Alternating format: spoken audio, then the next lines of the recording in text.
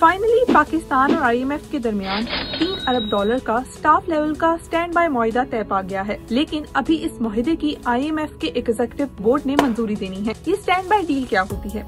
IMF की website के मुताबिक स्टैंड बाय मैनेजमेंट से मुराद है कि शॉर्ट टर्म कर्जों के जरिए किसी मुल्क की फाइनेंसिंग की जरूरियात पूरी की जा सके। ऐसे में लो इनकम वाले ममालिक की इसी सूरत में मदद की जाती है जब वो उन तमाम मुश्किलात को दूर कर दें जिसकी वजह से उनको फंडिंग की जरूरत पेश आई है। इस किस्म की फाइनेंसिंग की मुद्दत 12 से 24 माह तक हो सकती है, लेकिन 36 माह से तजावुज नहीं कर सकती, जबकि फाइनेंसिंग की रकम 3.5 से 5 साल के अंदर लौटानी होती है।